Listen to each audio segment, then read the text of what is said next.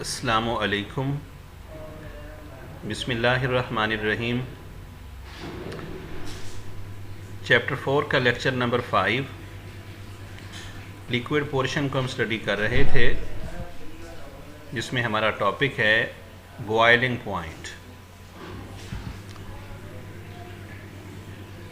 ये एक ऐसा टेम्परेचर है जिस पर लिक्विड का वेपर प्रेशर एक्सटर्नल प्रेशर यानी एटमॉस्फेरिक प्रेशर के बराबर हो जाता है।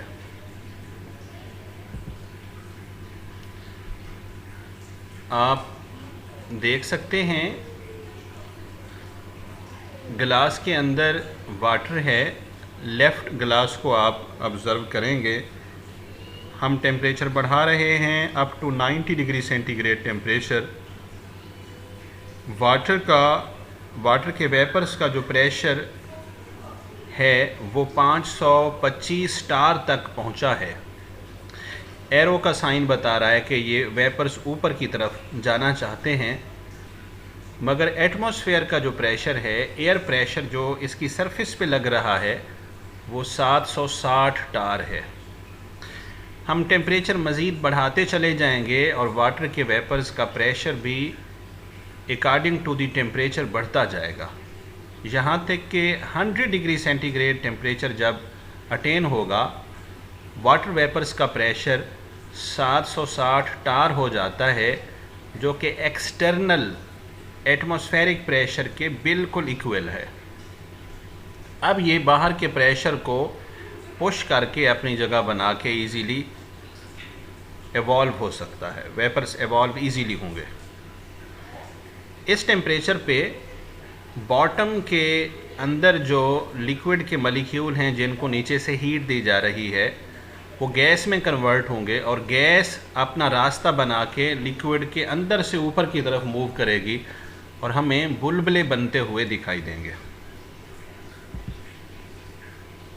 Factors affecting boiling point of a liquid. दो अदद फैक्टर्स हैं जो बॉइलिंग पॉइंट पर असरअंदाज होते हैं। एक है एटमॉस्फेरिक प्रेशर, जिसको हम एक्सटर्नल प्रेशर भी कह चुके हैं, बाहर का प्रेशर। दूसरा है नेचर ऑफ लिक्विड। लिक्विड की नेचर दरअसल उसमें इंटरमॉलिक्यूलर फोर्सेस हैं। अगर पोलर मॉलिक्यूल्स हैं तो वो ज़्यादा होंगी, और नॉन पोलर हैं तो वो बिलउमूम तौर पर कम होती है। एक्सेप्शन बहरहाल इसमें भी मौजूद है।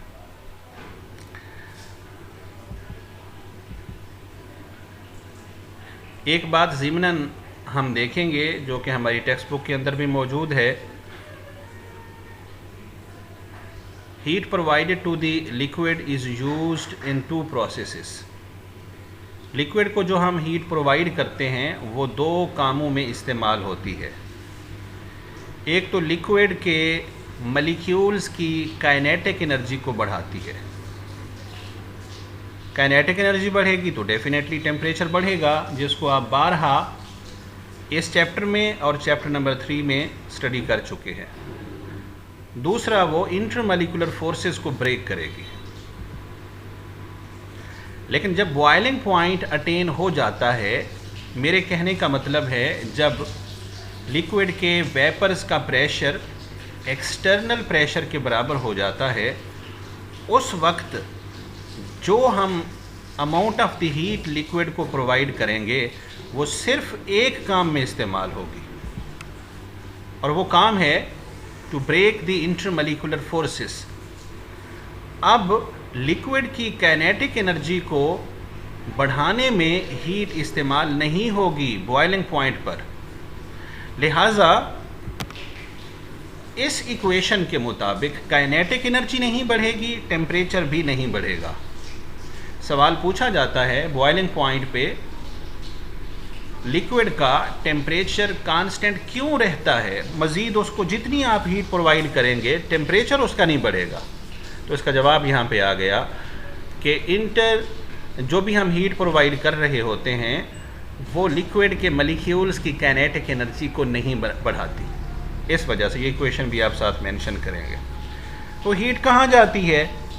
वो दो प्रोसेसेस में से अब सिर्फ एक प्रोसेस के लिए इस्तेमाल होगी, और वो अमल है इंटर मॉलिक्यूलर फोर्सेस को ब्रेक करना, क्योंकि वो अमाउंट ऑफ हीट या एनर्जी जो काइनेटिक एनर्जी को बढ़ाती थी, वो वाला हिस्सा भी इंटरमॉलिक्यूलर फोर्स को तोड़ रहा है।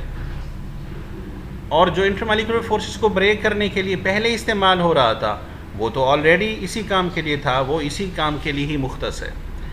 अब कसरत के साथ इंटरमॉलिक्यूलर फोर्सेस ब्रेक होती जाएंगी और बेशुमार मॉलिक्यूल्स जो हैं वो अपने वेपर्स में यानी गैसियस फेज़ में कन्वर्ट होके लिक्विड के अंदर रास्ता बनाते हुए सरफेस तक पहुंचेंगे और सरफेस से ऊपर राह फरार अख्तियार कर जाएंगे, और वो बुलबुले बनते हुए हमें नज़र आएंगे, लिक्विड बॉयल होगा।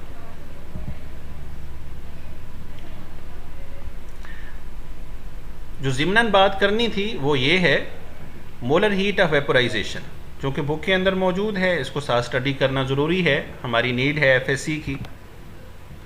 Amount of the heat required to vaporize 1 mole of a liquid at its boiling point is called its molar heat of vaporization। किसी भी लिक्विड के एक मोल को उसके बॉइलिंग पॉइंट के अटेन हो जाने के बाद जो हीट की अमाउंट रिक्वायर्ड होगी लिक्विड को बुखारात में मुकम्मल तौर पर बदल जाने के लिए, वो amount of heat molar heat of vaporisation कहलाती है। इसकी सिंबल है डेल्टा एच वी या डेल एच वी। इसकी बिल उमूम तौर पर इस्तेमाल होने वाली यूनिट है किलो जूल पर मोल, ये ज़्यादातर इस्तेमाल होती है, लेकिन सिस्टम इंटरनेशनल में इसकी यूनिट है जूल। बेसिकली ये एनर्जी है, एनर्जी की वो मिकदार है जो एक मोल लिक्विड को उसके बॉइलिंग पॉइंट पर बुखारात में कन्वर्ट करने के लिए ज़रूरी होती है, रिक्वायर्ड होती है। एक एग्जांपल हम ले लेते हैं, वाटर का एक मोल जो कि 18 ग्राम बनता है, और आप सब जानते हैं कि वाटर 100 डिग्री सेंटीग्रेड पे बॉयल होता है, तो 100 डिग्री सेंटीग्रेड पे हमें 40.6 किलो जूल एनर्जी रिक्वायर्ड होगी 18 ग्राम यानी एक मोल वाटर को वेपर्स में कन्वर्ट करने के लिए। या एक बात मैं आपको थोड़ा तफसील से बता दूं कि दो स्टूडेंट्स को 18 और 18 ग्राम पानी दिया गया दो बर्तनों के अंदर और कहा गया कि इसकी मोलर हीट ऑफ वेपोराइजेशन मालूम करें।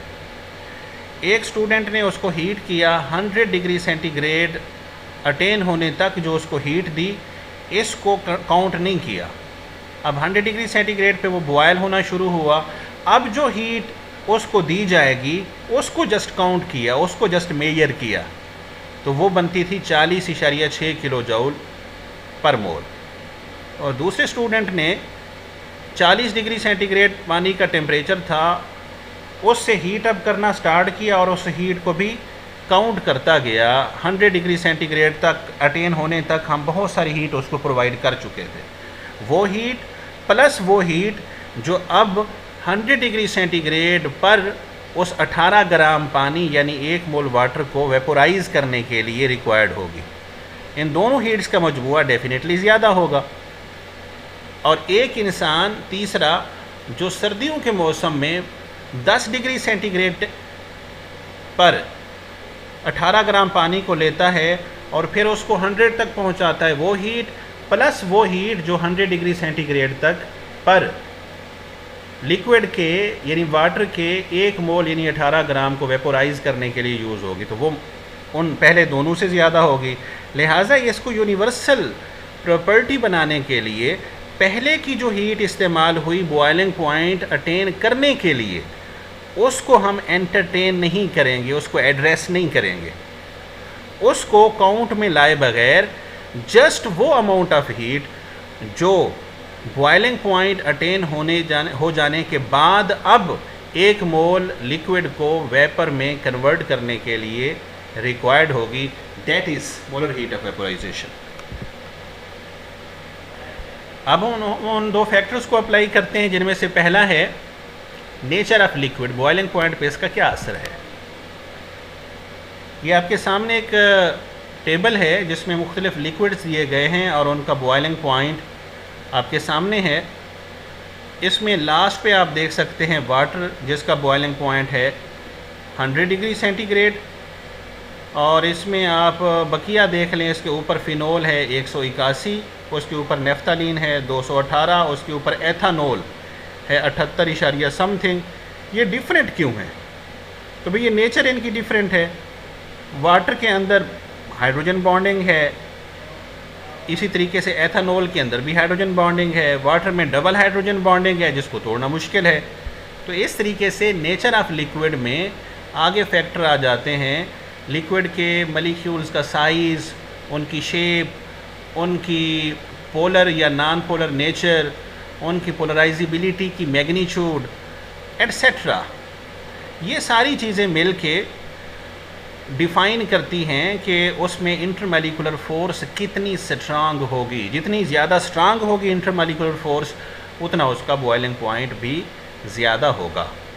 इंटरमॉलिक्यूलर फ़ोर्स के स्ट्रांग हो जाने से कम वेपर्स बनते हैं, लिहाजा एक्सटर्नल प्रेशर के बराबर उस लिक्विड के वेपर का प्रेशर अटेन करने के लिए हमें बहुत ज़्यादा अमाउंट ऑफ द हीट उसको प्रोवाइड करना होगी। आप मुलाहिज़ा कर सकते हैं, आपके सामने है ग्राफ, एक्स एक्सिस पे टेम्परेचर है जबकि वाई एक्सिस पे वेपर प्रेशर, और बिल्कुल आप ऊपर चले जाएं 800 से नीचे वाई एक्सिस पे 760 टार पे एक हॉरिजेंटल लाइन है parallel to the X axis. ये बेसिकली एक्सटर्नल प्रेशर है। फर्स्ट लाइन है डाईइथाइल ईथर की, जो टेम्परेचर बढ़ाते जाएंगे ज़्यादा बुखारात बनेंगे इसके, और 34.6 डिग्री सेंटीग्रेड तक जब टेम्परेचर अटेन होगा, पहुँचेगा, तो डाई इथाइल ईथर के वेपर्स का प्रेशर 760 टार हो जाता है, जो एक्सटर्नल वेपर प्रेशर के बराबर है, लिहाजा ये बॉयलिंग स्टार्ट कर देगा। इसी तरीके से ब्लू लाइन है इथाइल अल्कोहल की, एथानोल की, जिसको हम अपनी आम लैंग्वेज में शराब कहते हैं। ये तकरीबन 78.3 डिग्री सेंटीग्रेड पे जाके बॉयल होगी, क्योंकि इस टेम्परेचर पर इथाइल अल्कोहल के वेपर्स का प्रेशर एक्सटर्नल प्रेशर के बराबर होता है, और पानी ये 100 डिग्री सेंटीग्रेड पर पहुंचकर अपना जो वेपर प्रेशर है वो एक्सटर्नल प्रेशर के बराबर करता है, और ये वैल्यूज़ सतह समंदर पे ली गई है। इस तरीके से ये बात कंफर्म हो जाती है कि नेचर ऑफ लिक्विड्स जो है ये बॉयलिंग पॉइंट पर असरअंदाज होती है। डाईइथाइल ईथर में वीक वंडरवाल फोर्सेस होती हैं, यानी लंदन डिस्पर्जन फोर्सेस। ओवरऑल तौर पे ये मॉलिक्यूल जो है नॉन पोलर है। इथाइल अल्कोहल में हाइड्रोजन बॉन्डिंग है मगर सिंगल, वाटर में भी हाइड्रोजन बॉन्डिंग है मगर डबल।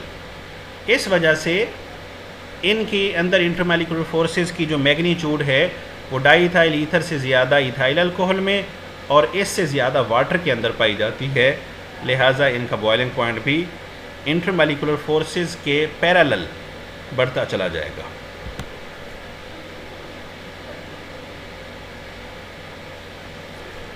दूसरा फैक्टर है एक्सटर्नल प्रेशर। ये बॉइलिंग पॉइंट पे कैसे असरअंदाज होता है इसको देखते हैं। आपके सामने ग्राफ है, बॉइलिंग पॉइंट हमने एक्स एक्सिस पे लिखा जबकि एक्सटर्नल प्रेशर वाई एक्सिस पे। और इतनी बात हर स्टूडेंट के माइंड में रहनी चाहिए हर ग्राफ को स्टडी करते हुए कि लिक्विड बॉयल उस वक्त होगा जब लिक्विड के वेपर्स का प्रेशर एक्सटर्नल प्रेशर यानी एटमॉस्फेरिक प्रेशर के बराबर होगा। सतह समंदर पे एक्सटर्नल प्रेशर 1 एटमॉस्फेयर होता है यानी 760 टार। लिहाजा हमारे पास जो वाटर होगा वो 100 डिग्री सेंटीग्रेड का टेम्परेचर जब अटेन करेगा उसका वेपर प्रेशर एक्सटर्नल प्रेशर के बराबर होगा। और ये जो लाइन है आप मुलाहिज़ा कर सकते हैं 100 डिग्री सेंटीग्रेड पे बिल्कुल वर्टिकली ऊपर जा रही है, एक पॉइंट से टकराती है, फिर उसको हॉरिजेंटली ले आए तो वाई एक्सिस पे 1 पे जाके इसके साथ इंटरसेक्ट कर रही है। अगर एक्सटर्नल प्रेशर कम हो जाए, यानी 1 एटमॉस्फेयर से कम हो जाए, तो आप देख पाएंगे कि बॉइलिंग पॉइंट भी इसके अकॉर्डिंगली कम हो जाएगा।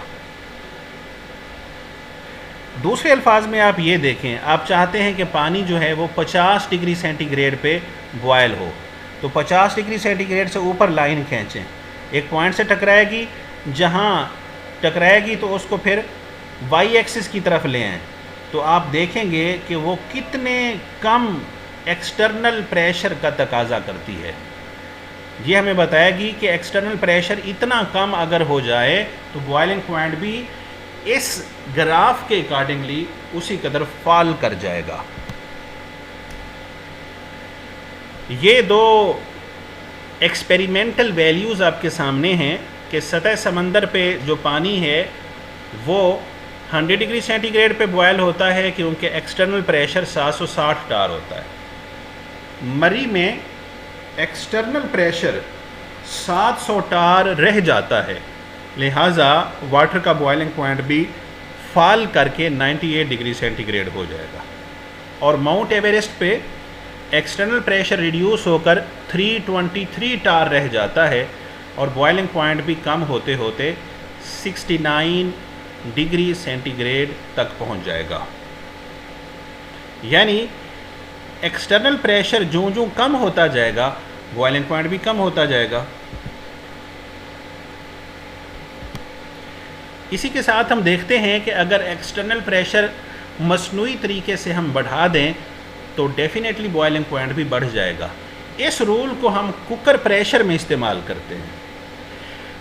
याद रहे, कुकर प्रेशर में हम जो चीज़ पकाना चाहते हैं, हमारा मकसद ये होता है कि जो हम एनर्जी देंगे, हीट देंगे किसी केतली को, देगची को, तो वो उसके अंदर मौजूद वाटर के मॉलिक्यूल को एनर्जी ट्रांसफ़र हो जाएगी और वाटर का जितना टेम्परेचर बढ़ेगा वो टेम्परेचर जो हीट कैरी करेगा वो हीट उसके अंदर मौजूद सब्ज़ी, दाल, गोश्त जो भी है उसको मिलेगी और वो उतना जल्दी बेक होगा। कुकर प्रेशर यूज़ करने से इसका जो प्रेशर है बढ़ा दिया जाता है। अब चूँकि इसका प्रेशर बढ़ जाएगा लिहाजा मॉलिक्यूल एनर्जी लेकर बाहर तो जा नहीं रहे, इस वजह से टेम्परेचर इसका बढ़ता जाएगा। क्योंकि बॉइलिंग पॉइंट अटेन हो जाने पे लिक्विड के मॉलिक्यूल का टेम्परेचर नहीं बढ़ता और इजाफी हीट मॉलिक्यूल लेकर वो उड़ जाते हैं। इंटरमॉलिक्यूलर फोर्स को वो जस्ट ब्रेक करती है।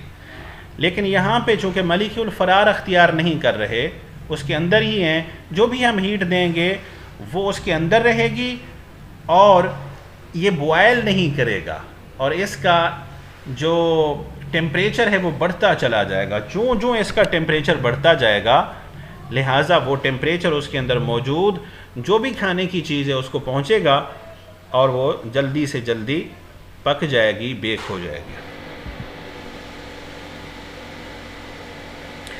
वैक्यूम डिस्टिलेशन, ऐसी डिस्टिलेशन जो लो प्रेशर पे कैरी आउट की जाए वैक्यूम डिस्टिलेशन कहलाती है।